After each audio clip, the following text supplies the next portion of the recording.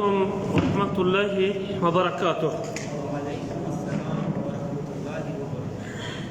الحمد لله رب العالمين والعاقبة للمتقين والصلاة والسلام على سيدنا وحبيبنا محمد وعلى آله وأصحابه أجمعين. أما بعد فأعوذ بالله من الشيطان الرجيم. لقد كان لكم في رسول الله أسوة حسنة. وقال الله تبارك وتعالى في مقام آخر: قل إن كنتم تحبون الله فاتبعوني يحببكم الله ويغفر لكم ذنوبكم والله غفور رحيم. گرامی قدر بھائیوں اور لائق احترام ساتھیوں، اللہ مالک الملک کا فضل و کرم ہے کہ اس نے مجھے اور آپ کو صحت و ایمان کی نعمت سے نوازا ہے. مجھے اپنے رب کا، اپنے پروردگار کا اور اپنے اس کریم رب کا ہر وقت شکر گزار رہنا چاہیے اور اس کے سامنے اس کی ان عنایتوں پہ سربہ سجود رہنا چاہیے جو اس نے مجھے نعمتوں کی صورت میں عطا کی ہیں. صحت بھی، ایمان بھی، اولاد بھی، کام بھی، کاروبار بھی، گھر بھی، زندگی کی ساری ضروریات میرا رب مجھے اور آپ کو اگر فراہم کر رہا ہے اور مجھے آسانی کے ساتھ یہ چیزیں میسر ہیں، میں اللہ کی نعمتوں کو استعمال کر رہا ہوں، جسمانی طور پہ بھی ٹھیک ہوں اور ایمانی طور پہ بھی ٹھیک ہوں، روحانی طور پہ بھی درست ہوں، تو مجھے اپنے رب کے ان عنایتوں پہ اس کے سامنے شکر گزار رہنا چاہیے. اور شکر کرنے سے نعمتیں بڑھتی ہیں.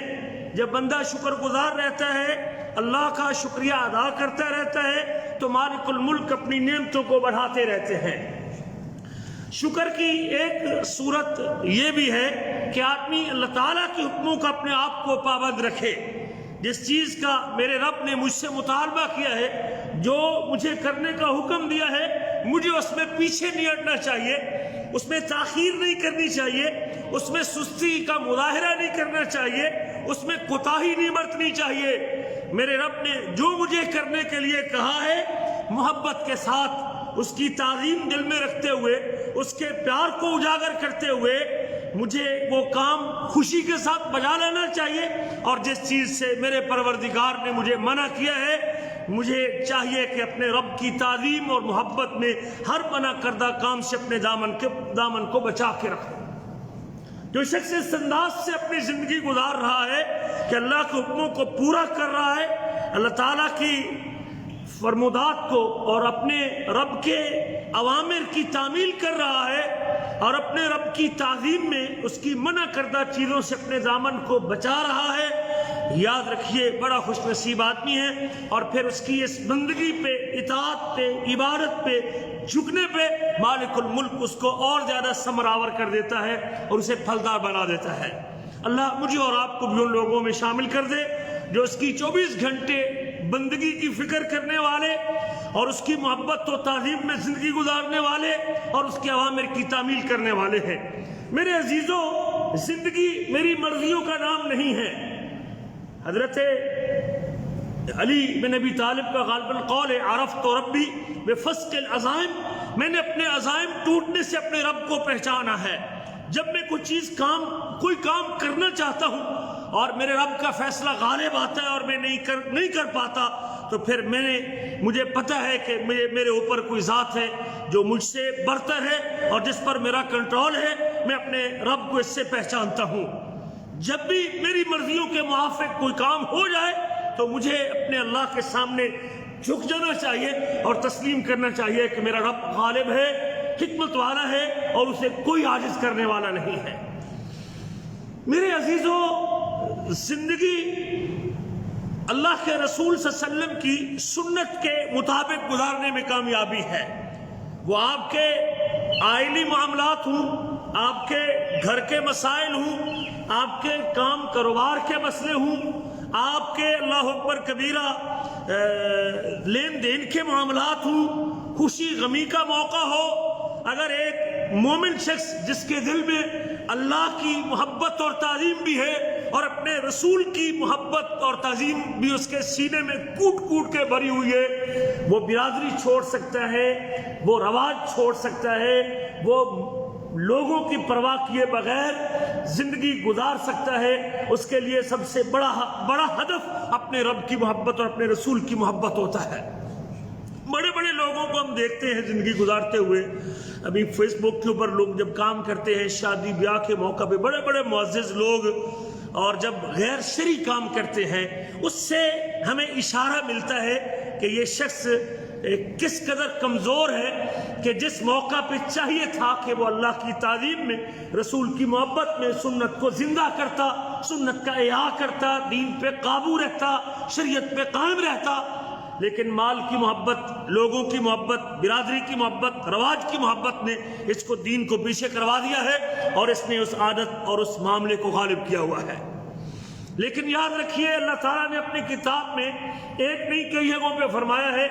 اللہ فرماتے ہیں اعوذ باللہ من الشیطان الرجیم لقد کان لکم فی رسول اللہ اسوۃ حسنہ، یقیناً تمہارے لیے نبی کریم صلی اللہ علیہ وسلم کی زندگی میں نیک نمونہ ہے۔ میرے لیے سب سے بہتر ماڈل اور میرے لیے سب سے بہترین نمونہ وہ حبیب کبریا جناب محمد کریم صلی اللہ علیہ وسلم کی ذات اقدس ہے۔ بس یہ فیصلہ کر لوں کہ اگر میری زندگی کے شب و روز اس حبیب کی سنت کے سانچے میں ڈھلے ہوئے ہیں، اس محبوب کے طریقے کے مطابق ہیں، اس آخری نبی کی تعلیمات کے موافق ہیں، تو پھر میں ان خوش نصیبوں میں شامل ہوں جن سے اللہ محبت بھی کرتا ہے اور جن کے اللہ گناہ بھی معاف کر دیتا ہے۔ اللہ فرماتے ہیں اعوذ باللہ من الشیطان الرجیم قل ان کنتم تحبون اللہ، محمد کریم آپ ان سے کہہ دیجئے ان کنتم تحبون اللہ، اگر تم اللہ سے محبت کرنا چاہتے ہو، اگر رب ذوالجلال سے پیار کا دعویٰ کرتے ہو، اگر رب ذوالجلال سے محبت کے متمنی ہو، تو رب کی محبت کو پانے کا ایک ہی راستہ ہے۔ قل ان کنتم تحبون اللہ فاتبعونی یحببکم اللہ، تم مجھ محمد کی پیروی کر لو، میری اطاعت کر لو، مجھے فالو کر لو، میرے پیچھے چلو، میری سنت اختیار کر لو، میرا طریقہ اڈاپٹ کر لو، اور میری بتائی ہوئی شریعت کے مطابق اپنے آپ کو ڈھال لو۔ جب تم اپنی مرضی کے پیچھے کر کے میری شریعت اور سنت کے مطابق ڈھل جاؤ گے، ملے گا کیا؟ یحببکم اللہ، وہ عرش بری کا رب تم سے محبت کرے گا، اللہ کا پیار ملے گا، وَيَغْفِرْ لَكُمْ ذُنُوبَكُمْ، اور وہ رب تمہارے گناہوں کو بھی معاف کر دے گا، واللہ غفور الرحیم، اللہ بخشنے والا رحم کرنے والا ہے۔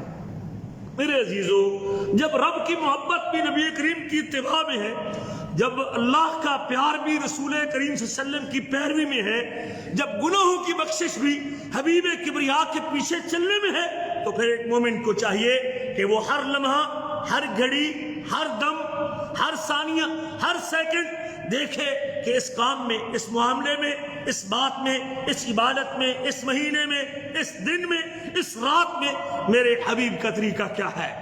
پھر وہ اس کا متلاشی رہتا ہے تاکہ اسے اللہ کا پیار بھی مل جائے اور اس کے گناہ بھی معاف ہو جائے۔ شعبان کا مہینہ ہے اور جو شروع ہو چکا ہے۔ شعبان یہ اسلامی مہینوں میں سے 8واں مہینہ ہے، اور اس کو جاہلیت کے اندر بھی شعبان کہتے تھے، شاب کہتے ہیں، عربی زبان میں تو عوام کو شاب کہتے ہیں، تو شاب بکھری ہوئی چیزوں کو شاب کہتے ہیں، اور شعبان کو شعبان اس لیے کہتے ہیں کہ رجب کا مہینہ حرمت والا مہینہ تھا، اور حرمت والے مہینے میں عرب کے لوگ آپس کی جنگیں بند کر دیتے تھے، سالوں سال کی جنگیں بھی رجب کے احترام میں حرمت والا مہینہ ہونے کی وجہ سے نہیں کرتے تھے۔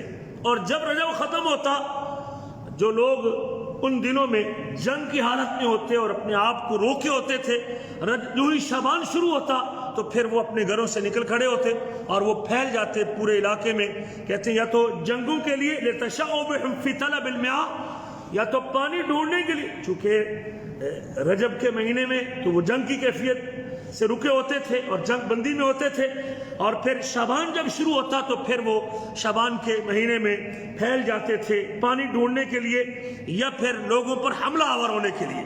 پچھلے مہینے میں چونکہ اس کے احترام میں جنگ نہیں کر سکتے تھے، اب چونکہ ان کے ہاتھ کھل چکے تھے جنگ کرنے کی، اگلے مہینے میں اسے اجازت تھی، کوئی پابندی نہیں تھی، تو وہ حملے کرنے کے لیے گھروں سے نکل جاتے تھے، اور اس لیے اس مہینے کو شعبان کا مہینہ کہتے تھے۔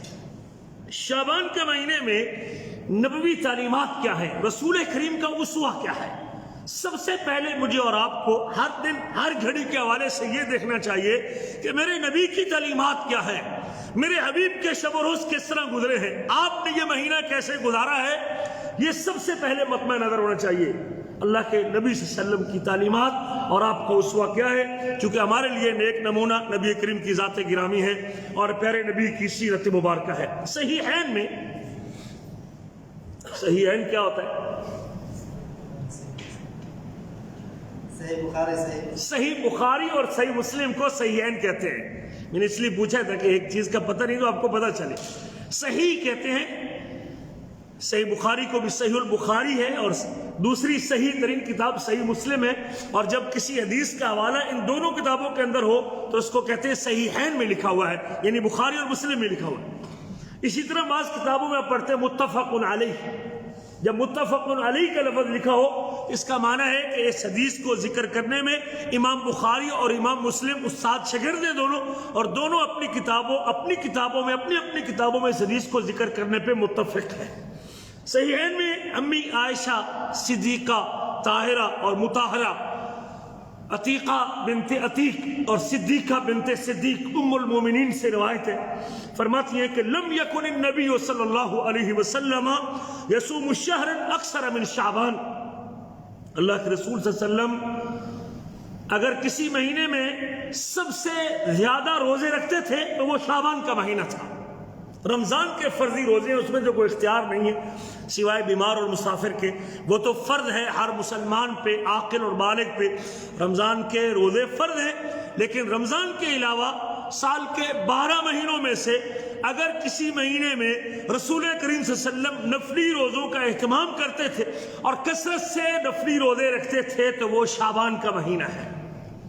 ہاں میں یہاں کہوں گا کہ وہ احباب جو دھوپ پہ ڈیوٹی کرتے ہیں، آج کل تو ویسے بھی دن چھوٹے ہیں اور گرمی بھی نہیں ہے، لیکن جو ساتھی بالکل سائے میں ڈیوٹی کرتے ہیں اور جن کا کام اتنا مشقت والا نہیں، جو دفتری ڈیوٹی کرتے ہیں، انہیں چاہیے کہ ان سنتوں کو زندہ کرنا چاہیے، اور کم از اگر میں نہیں تو میں اپنے بچوں کو، اپنی بیٹیوں کو، اپنی بیوی کو، اپنے گھر والوں کو، اپنے عزیزوں کو، خواتین کو اگر مجھے علم ہوگا تو میں انہیں ترغیب دلا سکتا ہوں کہ یہ دن اور یہ مہینہ روزے رکھنے کا دن ہے اور آپ اللہ کے رسول کی سنت کے مطابق روزوں کا اہتمام کریں۔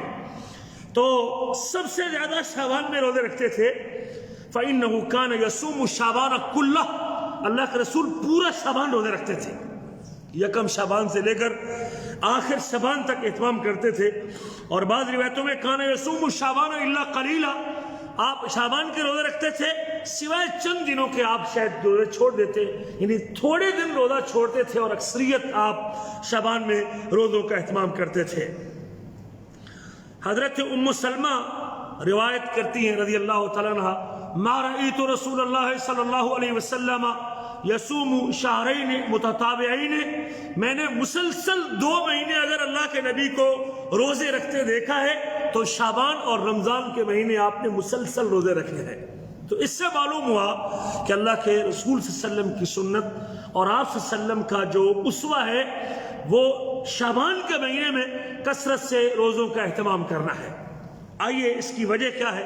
سب سے پہلی وجہ تو جو خود آپ نے بیان کی ہے اور جس کے اوپر کوئی دوسری رائے نہیں ہے اور جس کے بعد ہمیں کسی اور تفتیش اور تلاش کی ضرورت نہیں ہے، اسامہ بن زید نبی کریم کے صحابی ہیں، کہتے ہیں میں نے اللہ کے رسول سے ایک دن مخاطب کیا، قلت یا رسول اللہ، میں نے کہا اللہ کے رسول، اراک تصوم الشہر من الشہور ما تصوم من شعبان، آپ جس قدر شعبان کے مہینے میں روزہ رکھتے ہیں آپ کسی دوسرے مہینے میں اس اہتمام سے روزہ نہیں رکھتے۔ آپ کثرت سے شعبان میں اس قدر روزہ کیوں رکھتے ہیں؟ تو آپ نے جو جواب دیا وہ جواب آپ غور سے سنیے اور اس پر توجہ دیجیے۔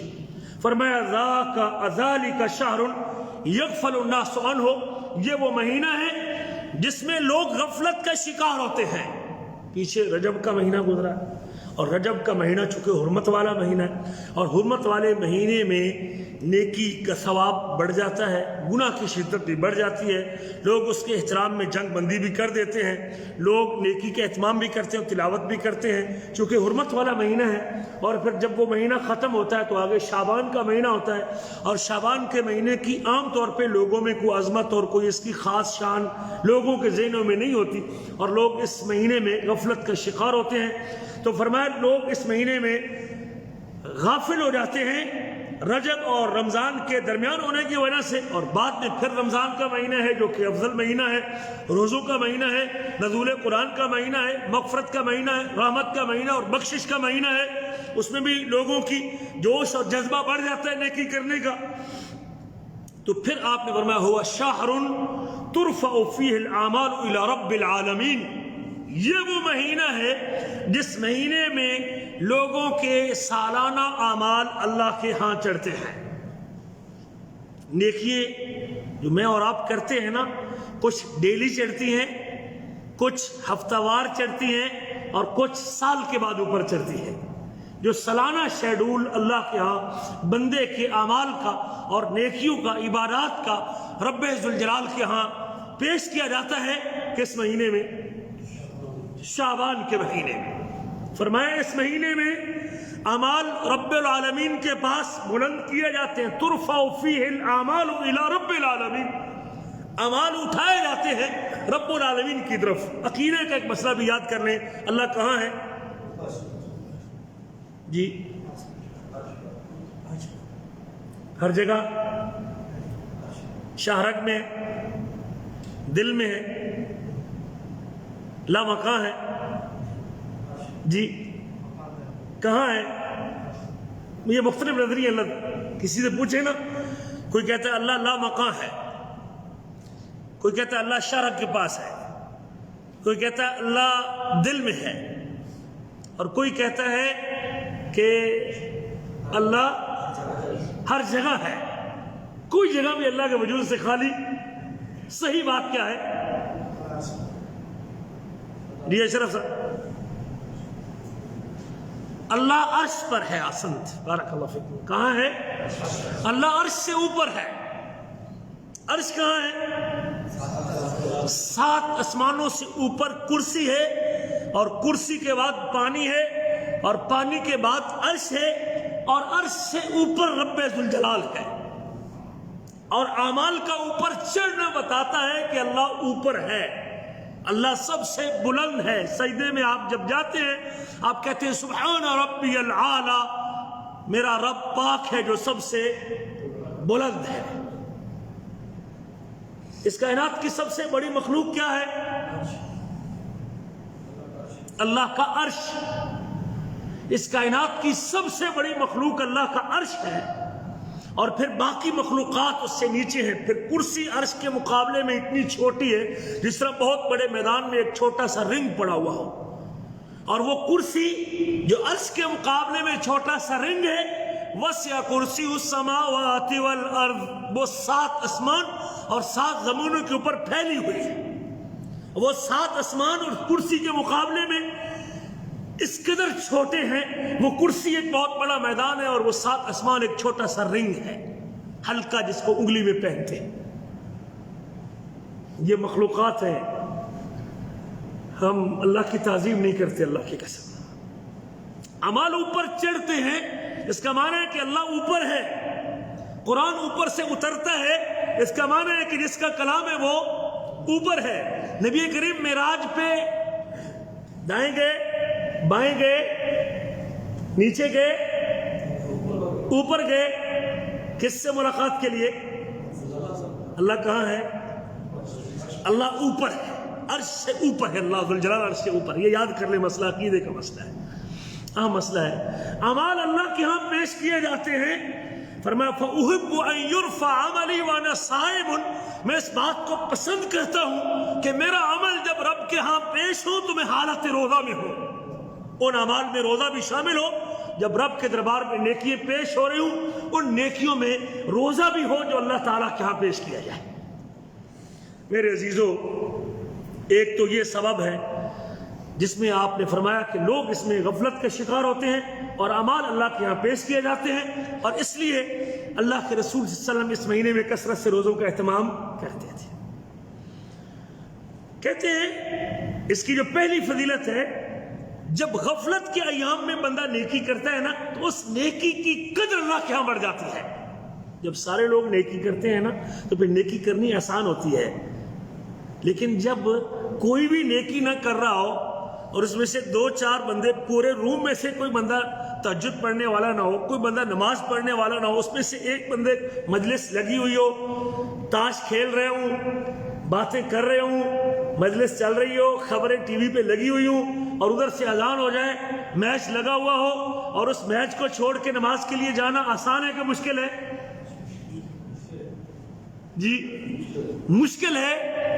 غفلت کے ایام اور غفلت کے ماحول میں، غفلت کی حالت میں، غفلت کی کیفیت میں نیکی کرنا مشکل ہے، لیکن ان مشکل حالات میں جب نیکی کرنے کے لیے اٹھ کھڑا ہوتا ہے مالک الملک کو، وہ بندہ بڑا محبوب ہوتا ہے۔ اگر آپ ماحول کی روک کے اندر بہتے ہوئے نیکی کر رہے ہیں نا تو پھر ایک روٹین میں کام چل رہا ہے، لیکن جب کوئی نیکی نہیں کر رہا اور پھر آپ اٹھ کے نیکی کر رہے ہیں، یہ اللہ کو بڑا محبوب اور پسند ہے۔ اس لیے ان ایام کی نیکی اللہ کے ہاں بڑی قدر و قیمت رکھتی ہے۔ اس کی 3-4 مثالیں آپ کو دیتا ہوں۔ پہلی مثال تو آپ نے فرمایا، صحیح مسلم کی حدیث ہے، سبق المفردون، سبق المفردون، سبق المفردون، مفردون سبقت لے گئے، مفردون سبقت لے گئے، آگے بڑھ گئے جو مفردون ہیں۔ صحابہ اکرام نے پوچھا اللہ کے نبی سے کہ مل مفردون، اللہ کے نبی وہ کون ہے مفردون جن کے آگے بڑھنے کا اور جن کے سبقت لے جانے کا آپ تذکرہ کر رہے ہیں؟ فرمایا الذاکرون اللہ کثیرا والذاکرات، کثرت سے ذکر کرنے والے مرد اور کثرت سے ذکر کرنے والی عورتیں، یہ وہ خوش نصیب ہیں جو سبقت لے گئے۔ اس حدیث کے معنی میں امام مناوی کہتے ہیں کہ المفردون المنفردون المعتزلون عن الناس۔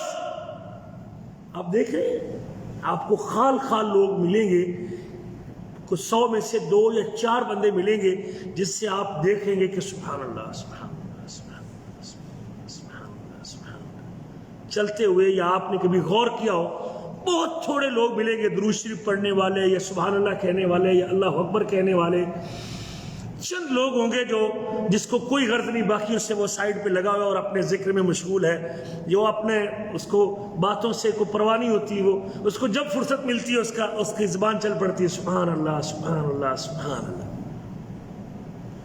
تو ان حالات میں جب سب لوگ اپنے کام میں، کاج میں، دنیا میں، باتوں میں مشغول ہوں اور یہ شخص بیٹھ کے اللہ کا ذکر کر رہا ہے، منفرد ہے، اکیلا ہے اور اللہ کو یاد کر رہا ہے، اللہ کے نبی فرماتے ہیں سبق المفردون، یہ لوگ آگے بڑھنے والے اور سبقت لے جانے والے۔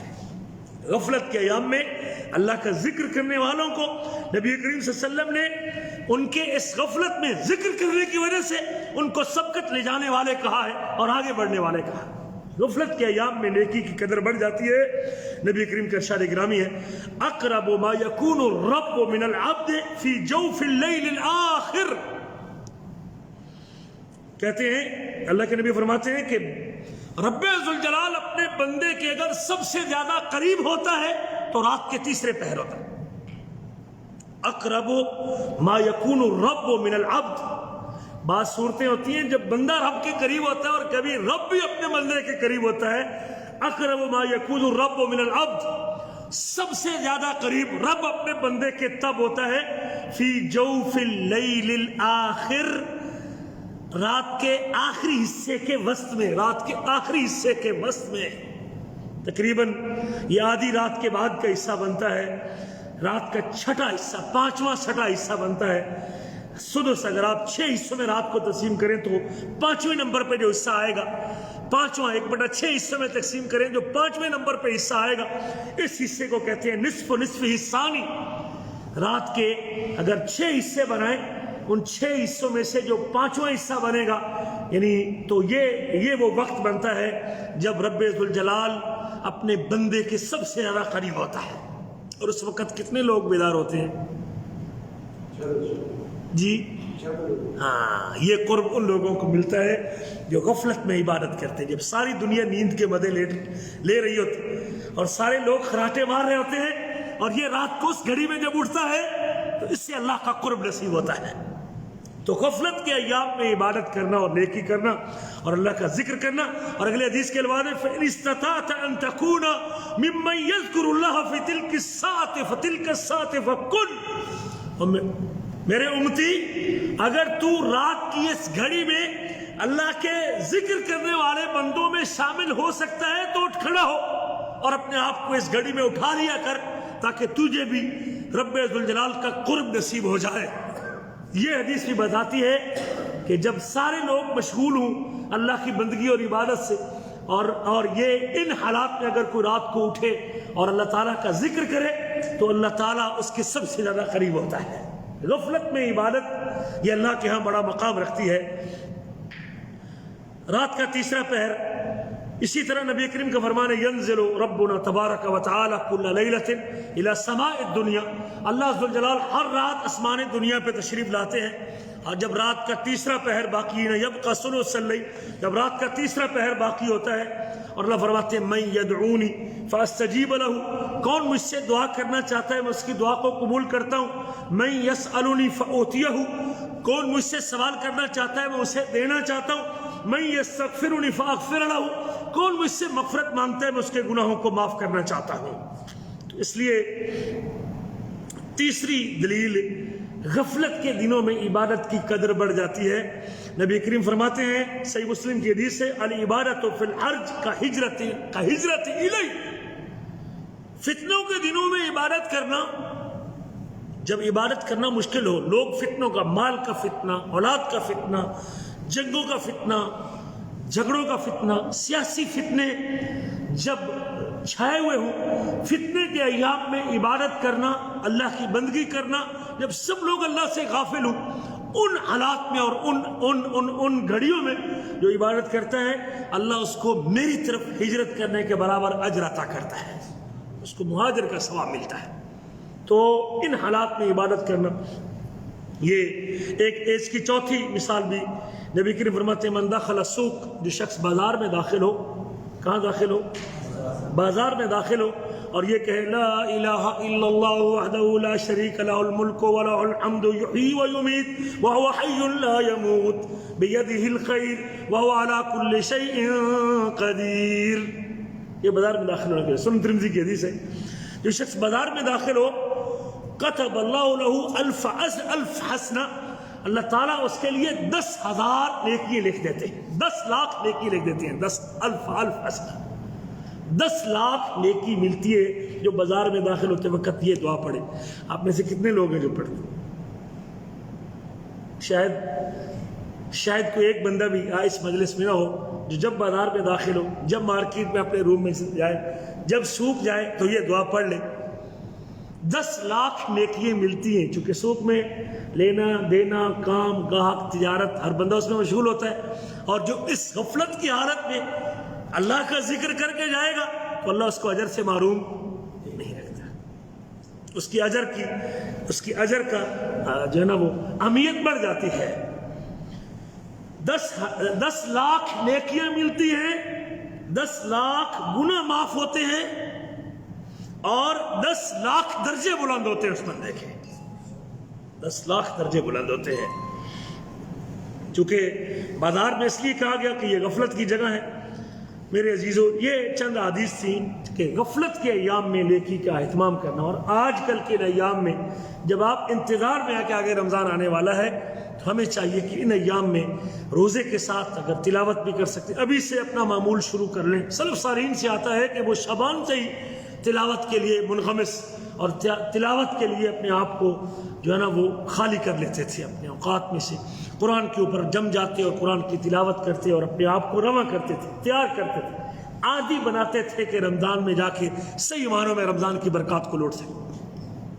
اس کی ایک حکمت یہ بھی ذکر کرتے ہیں ان ایام میں روزہ رکھنے کے حوالے سے شعبان کے مہینے میں جس طرح فرض نمازوں کے آگے اور پیچھے سنتیں ہوتی ہیں نا، ظہر سے پہلے 4 سنتیں، عصر سے پہلے 4 سنتیں، مغرب سے پہلے بھی سنت اور مغرب کی بعد بھی سنتیں، فجر سے پہلے سنتیں، تو فرضی عبادات میں ہمارے اگر کوئی نقص واقع ہوگا تو اللہ ان نفلی سنتوں سے پورا کر دے گا۔ تو روزوں کے لیے بھی یہ روزے جو رمضان سے پہلے اور رمضان کے بعد ہیں، یہ اس نفل عبادت کی حیثیت رکھتے ہیں اور ان سنتوں کی حیثیت رکھتے ہیں۔ اس طرح سنت پڑھنے سے آدمی کا فرض محفوظ ہو جاتا ہے۔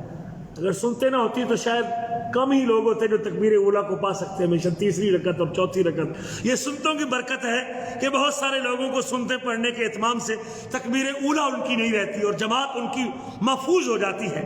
اگر آپ بھی اپنے رمضان کو محفوظ کرنا چاہتے ہیں تو پھر کوشش کریں کہ شعبان کے مہینے کے اندر بھی کچھ نفلی روزے رکھے جائیں، اور پھر بعد میں بھی رمضان کے بعد بھی شوال کے روزوں کو جو مشروع قرار دیا گیا ہے وہ بھی ایسے سمجھ لیں کہ اس فرض جیسے روزے کے آگے اور پیچھے کی سنتوں اور نفلی عبادت کے برابر ہے، اور ان کا اہتمام کرنا یہ ہمارے لیے بہتر ہے۔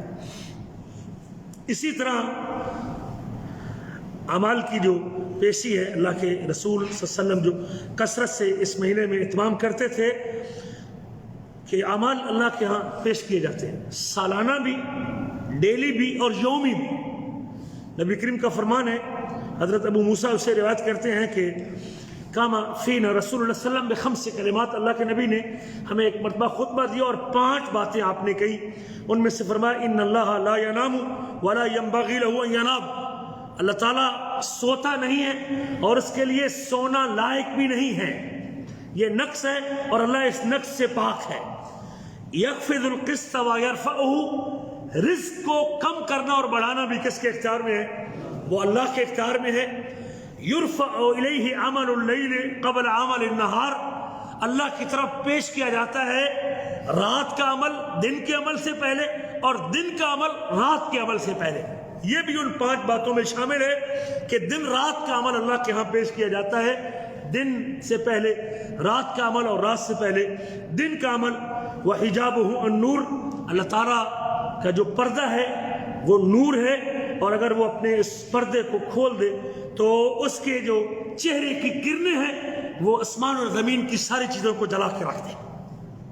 تو اس حدیث سے معلوم ہوا کہ یومیہ اللہ تعالیٰ کے عمل پیش ہوتے ہیں۔ اسی طرح ایک اور حدیث میں آتا ہے کہ تورد الاعمال، اللہ تعالیٰ کے ہاں دن اور رات میں عمل پیش کیا جاتا ہے۔ یوم الاثنین تورد الاعمال یوم الاثنین و یوم الخمیس، سوموار اور جمعے کی رات کے دن اللہ تعالیٰ کے ہاں عمل پیش کیے جاتے ہیں۔ میں اس بات کو پسند کرتا ہوں کہ میرا عمل پیش ہو اور سوموار اور جمعرات کو تو میں روزے کی حالت میں ہوں، تو اللہ کے نبی صلی اللہ علیہ وسلم اس لیے سوموار اور جمعرات کے روزے کا اہتمام کرتے تھے کہ ان 2 دنوں کے اندر بھی ہفتے میں 2 دن کا شیڈول اللہ کے ہاں پیش ہوتا ہے۔ تو یہ مہینہ بھی اعمال کی پیشی کا ایک مہینہ ہے، اور ہمیں چاہیے کہ اس مہینے میں ان نیکیوں کا خاص طور پہ جو روزے جیسی نیکی ہے اس کا اہتمام کرنا چاہیے۔ اس مہینے میں ایک 15 شعبان کی رات بھی ہے، اور 15 شعبان کی رات کے جس کو عام طور پہ ہمارے ہاں شب برات کہتے ہیں، ہمارے ملکوں میں تو اس کو بڑے عجیب طریقے سے منایا جاتا ہے، اس کو مساروں والی عید بھی کہتے ہیں، اور اس کو بھی ایک تیسری عید شامل کرتے ہیں۔ اس رات کھانے وانے کا بڑا اہتمام ہوتا ہے اور چراغاں اور بسیں سجائی جاتی ہیں، اور اس رات میں عبادات اور نیکیوں کا بڑا اہتمام ہوتا ہے۔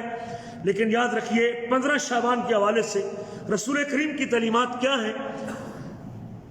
معجم طبرانی میں الکبیر الاوسط میں ایک حدیث موجود ہے جس کو علامہ البانی نے صحیح قرار دیا ہے۔ فرمایا نبی کریم نے یطلع اللہ عز وجل علی خلقہ لیلۃ النصف من شعبان، رات کی 15ویں شعبان کی رات اللہ تعالیٰ اپنی پوری مخلوق پر مطلع ہوتے ہیں، پوری مخلوق کو جھانکتے ہیں، اللہ تعالیٰ دیکھتے ہیں اپنی پوری مخلوق کو 15 شعبان کی رات۔ فَيَغْفِرُ لِجَمِيعِ خَلْقِهِ، تو اللہ اپنی ساری مخلوق کو معاف کر دیتے ہیں، إِلَّا لِمُشْرِكٍ أَوْ مُشَاهِدٍ، سوائے 2 بندوں کے۔ کون؟ ایک وہ شخص جو اللہ کے ساتھ شرک کرتا ہے، اور ایک وہ شخص جس کے سینے کے اندر بغض اور کینہ موجود ہے۔ بڑے خوش نصیب آدمی ہیں جو رات کو سونے سے پہلے اپنے سینے کو بغض اور کینے سے پاک کر کے سوتے ہیں. کسی مسلمان کے حوالے سے اس کے سینے کے اندر بغض موجود نہیں ہونی چاہیے. کسی مسلمان کے اپنے رات کو محاسبہ کر کے سونا چاہیے.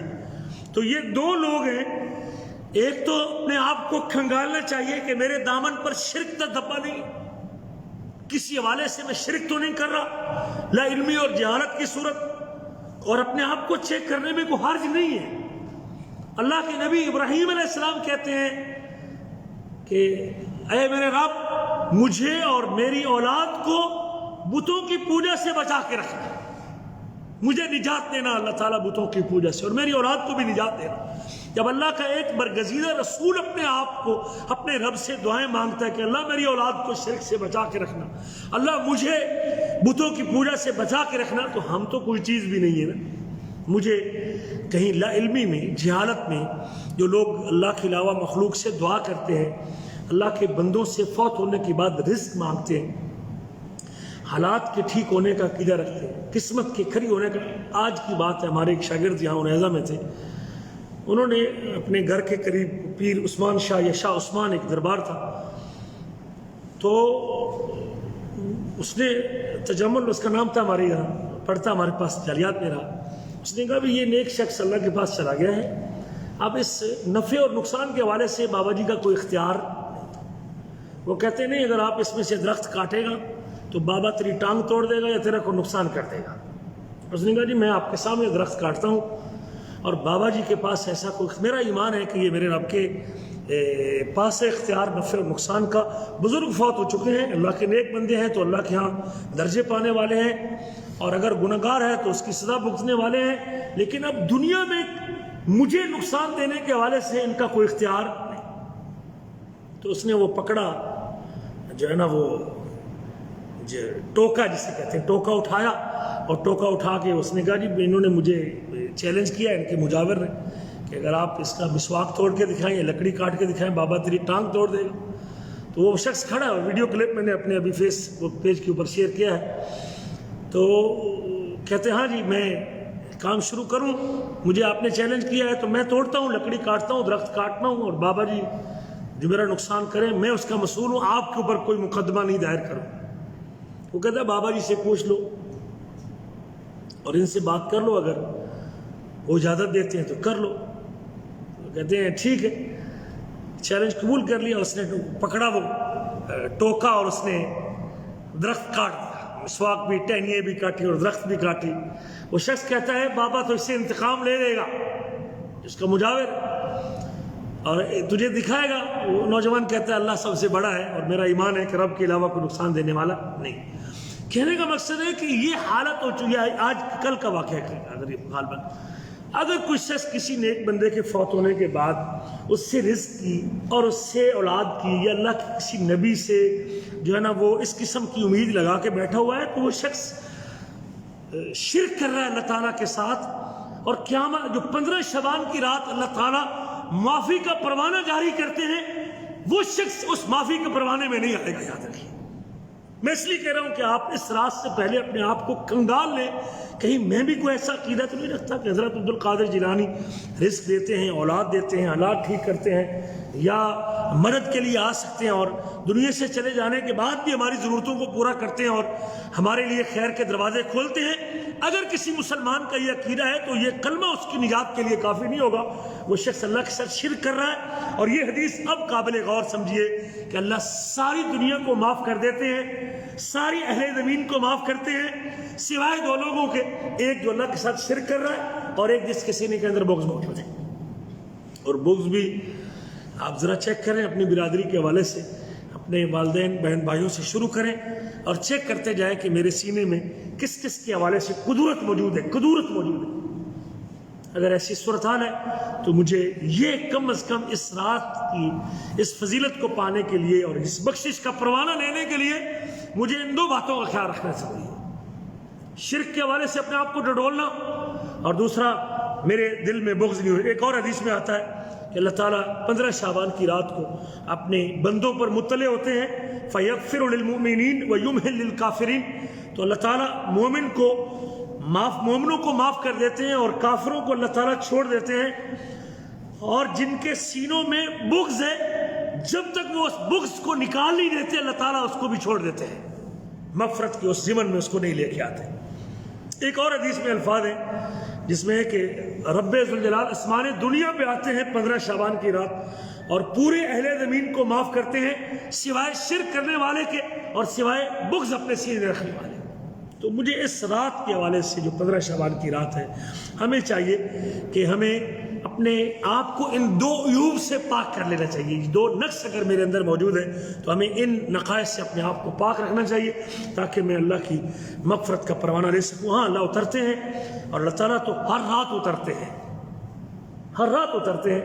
یہاں سے میں یہ کہوں گا کہ اگر کوئی اس اللہ تعالیٰ کے اترنے سے رات کی عبادت کا اہتمام کرنے کی کوشش کر رہا ہے تو اترنا تو ہر رات میں ثابت ہے کہ نہیں؟ رات کے تیسرے پہ اللہ اترتے کہ نہیں اترتے؟ تو اگر کوئی اللہ کے اترنے کی قدر میں عبادت کرنا چاہتا ہے تو ہر رات تہجد اس کو پڑھنی چاہیے۔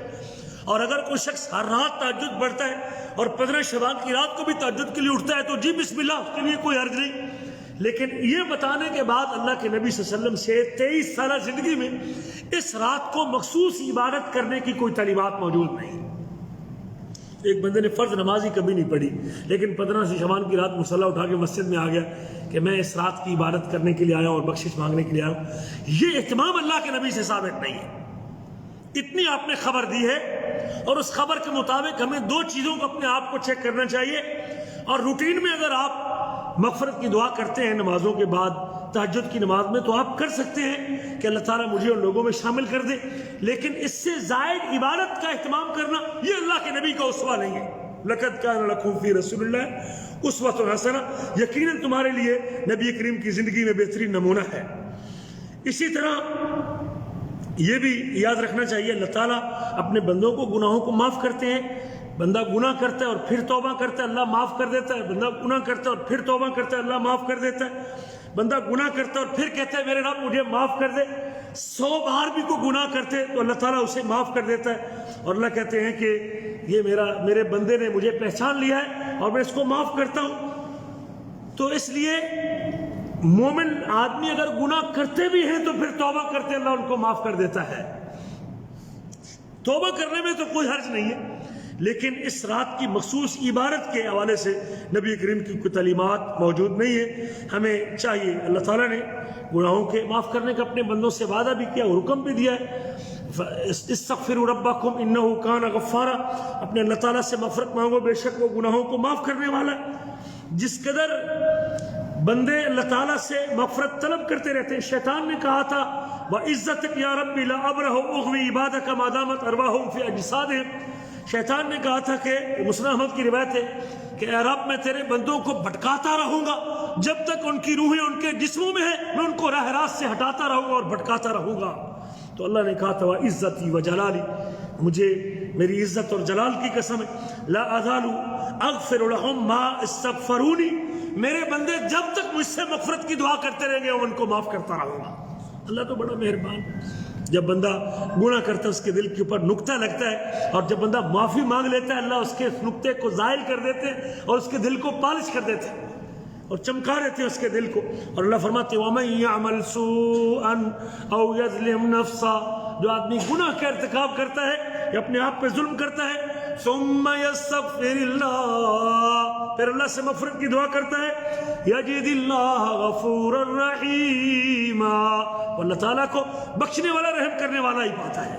تو مجھے ہر وقت ہر گھڑی ہر رات اپنے اللہ سے مغفرت کی دعا کرنی چاہیے۔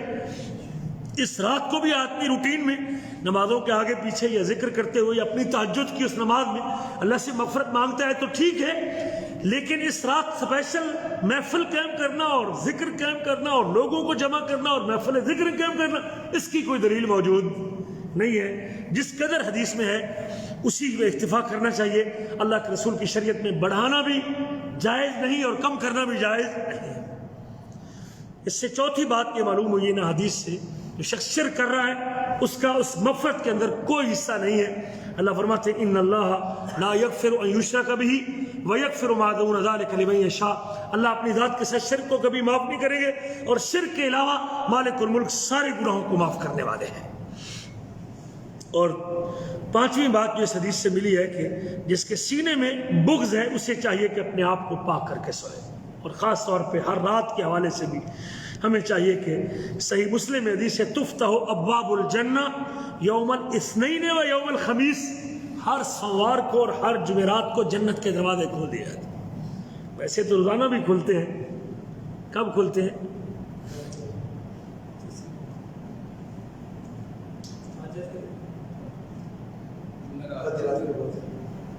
ہر روز ڈیلی دن میں بھی کھلتے ہیں۔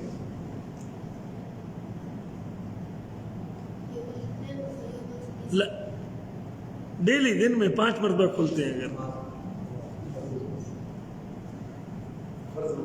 نہ اسنت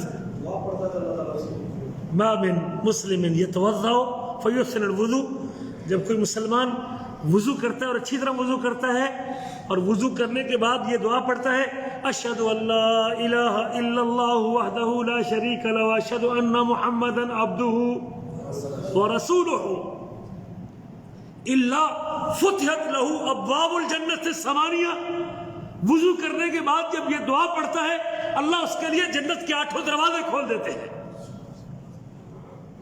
وضو کرنے کے بعد صرف یہ دعا پڑھے اس کے لیے جنت کے 8 دروازے کھولے، نماز پڑھے گا تو کیا اس کو ملنے والا ہے اللہ بہتر جانتا ہے۔ اس لیے وضو کرتے وقت اس کے لیے انگلی اٹھانا اور آسمان کی طرف دیکھنا یہ حدیث سے ثابت نہیں ہے، عام طور پہ لوگ اس طرح کرتے ہیں، لیکن یہ بھی دروازے کھولتے ہیں۔ اور ایک حدیث میں ہے کہ سوموار اور جمعرات کے روز جنت کے دروازے کھول دیے جاتے ہیں فَيُغْفَرُ لِكُلِّ عَبْدٍ لَا يُشْرِكُ بِاللَّهِ شَيْئًا، ہر اس بندے کو اللہ معاف کر دیتے ہیں جو اللہ کے ساتھ کسی کو شریک نہیں کرتا، اِلَّا رَجُلًا كَانَتْ بَيْنَهُ وَبَيْنَ أَخِيهِ شَحْنَاءٌ، سوائے ان 2 بندوں کے جن کے سینوں میں بغض موجود ہے، کدورت موجود ہے، اللہ ان کے سوار اور جمعرات کو اللہ ان کو معاف نہیں کرتا۔ اللہ کہتے ہیں یقال انذروا هذین حتی یصطلحا، چھوڑ دو ان دونوں کو جب تک دونوں صلح نہیں کر لیتے۔ 3 مرتبہ حدیث کے الفاظ ہیں انذروا هذین حتی یصطلحا، چھوڑ دو ان کے اعمال کو، روکے رکھو ان کی نیکیوں کو، روکو ان کی نیکیوں کو جب تک دونوں صلح نہیں کر لیتے، جب تک دونوں صلح نہیں کر لیتے۔ اس سے اندازہ لگا سکتے ہیں کہ یہ بغض اور کینہ یہ ایمان کے اندر کس قدر نقص پیدا کرتے ہیں۔ نبی کریم کا فرمان ہے آپس کی جو لڑائی ہے فساد ذات البین، یہ بندے کی ایمان کو، دین کو مونڈ کے رکھ دیتی ہے، دین کا خاتمہ کر کے رکھ دیتی ہے۔ آخر میں 15 شعبان کے حوالے سے کچھ حدیث لوگوں کے یہاں مشہور ہے۔ 15 شعبان کی رات کو قیام کرو اور دن کو روزہ رکھو، یہ حدیث صحیح نہیں ہے، اللہ کے نبی سے ثابت نہیں ہے۔ ہاں ایک شخص اگر 13، 14 اور 15 کو روزہ رکھ رہا ہے اور اس کی روٹین ہے ہر مہینے کے ان 3 دنوں کا روزہ رکھنے کی، بہت اچھی بات ہے، وہ اپنی اس روٹین میں ہر مہینے کی طرح شعبان کی 13، 14، 15 کو بھی روزہ رکھتا ہے تو اللہ کے نبی صلی اللہ علیہ وسلم کی سنت ہے۔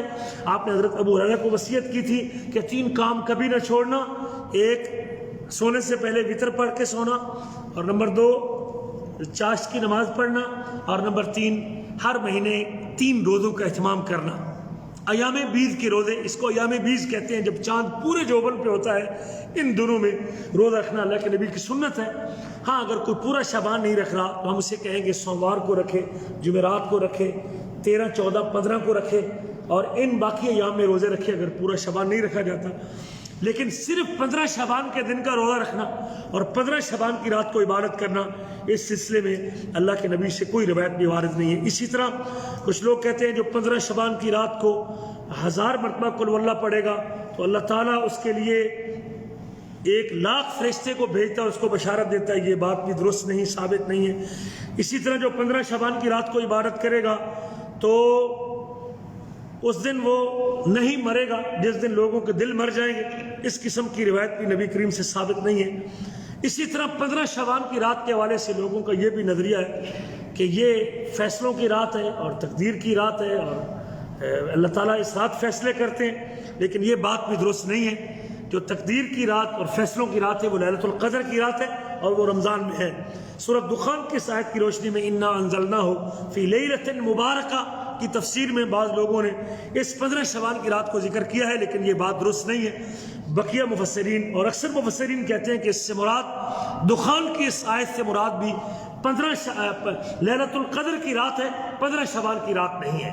تو 15 شعبان کی رات کے حوالے سے اس قسم کی باتیں کہنا، اور وہی لیلۃ القدر ہے، انا انزلناہ فی لیلۃ القدر، جو نزول قرآن کی رات ہے، اور جس میں اللہ فرماتے ہیں تنزل الملائکۃ والروح فیہا بکل امر سلام ہی حتی مطلع الفجر، اور وہ لیلۃ القدر کی رات ہے، اور جو رمضان کے اندر ہے 15 شعبان کی رات کو اس قسم کی رات سمجھنا بھی یہ درست نہیں ہے۔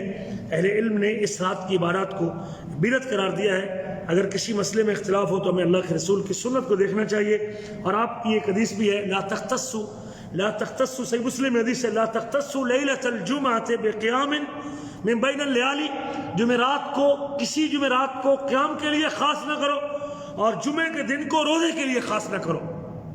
کچھ لوگ صرف جمعے کے دن کا نفلی روزہ رکھتے ہیں، یہ درست بات نہیں ہے۔ اگر آپ نے نفلی روزہ رکھنا ہے تو سوموار کو رکھیں یا جمعرات کو رکھیں، جمعے کے دن کو نفلی روزے کے لیے خاص کرنا یہ صحیح مسلم میں حدیث ہے، آپ نے اس سے منع کیا، اور جمعرات کو عبادت کے لیے خاص کرنا اس سے بھی اللہ کے نبی نے منع کیا ہے، اور اس کو خاص نہیں کرنا چاہیے۔ ہاں ایک بندے کی روٹین ہے اور وہ ہر مہینے کے سوموار اور جمعرات کو روزہ رکھتا ہے، یا اسی طرح 15 شعبان کی جو رات تھی وہ جمعرات کی رات تھی، اور 15 شعبان کا دن وہ جمعے کا دن تھا، اگر اتفاقاً ایسے ہو گیا ہے تو پھر تو اس کو جمعے کے دن روزہ رکھنے میں 15 شعبان کی نیت سے 13, 14, 15 کی روٹین میں کوئی حرج نہیں ہے، لیکن صرف 15 کی نیت سے روزہ رکھنا یہ اس کی کوئی شریعت میں دلیل نہیں ہے، اور ہمیں سنت کے مطابق زندگی گزارنی چاہیے، اور اسی میں ہمارے لیے کامیابی ہے، اور وہی ہمارے لیے خیر کا باعث ہے۔ یہ چند باتیں تھیں۔ آخر میں ایک دو مسئلے، ایک مسئلہ تو یہ ہے کہ ایک حدیث میں آتا ہے کہ جب شعبان کا نصف گزر جائے تو روزہ نہ رکھو۔ پہلی بات تو اس روایت کی صحت کے حوالے سے علماء کا اختلاف ہے، اور اگر صحیح بعض علم نے کہا بھی ہے تو اس کا مطلب یہ ہے کہ 15 شعبان کے بعد وہ شخص جس کے لیے روزہ کمزوری کا باعث بن سکتا ہے اسے نہیں رکھنا چاہیے، لیکن جس کی روٹین ہے اور وہ عام روزے رکھتا ہے، اور 15 شعبان کی بات بھی روٹین میں اگر اسے رکھنے پڑے ہیں اور وہ رکھ رہا ہے وہ بھی رکھ سکتا ہے، جس کے فرض چھوٹ گئے ہیں اور وہ قضائی دینا چاہتا ہے وہ بھی رکھ سکتا ہے، اور جو عادتاً سوموار اور جمعرات کا روزہ رکھتا ہے وہ بھی رکھ سکتا ہے۔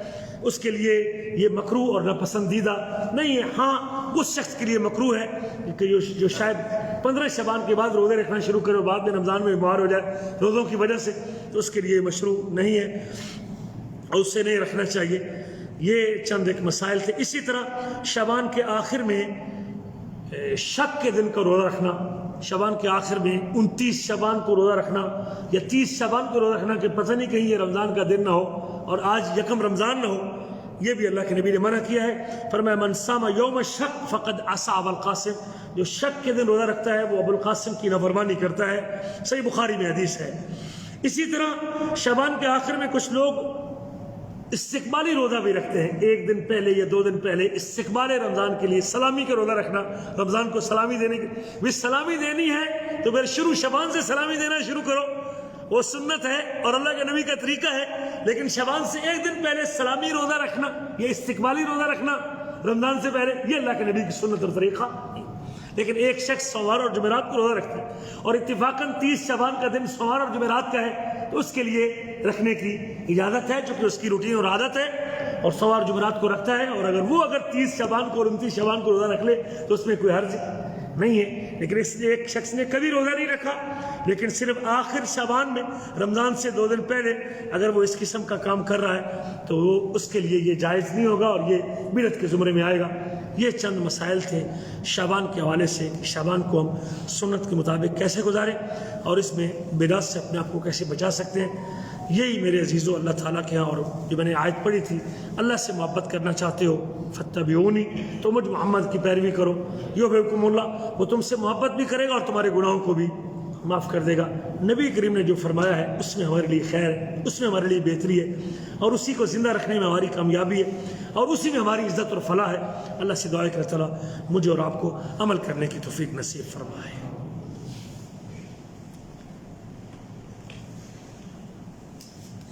کوئی سوال ہے کسی بھائی کا تو اس گفتگو کے حوالے سے؟ جی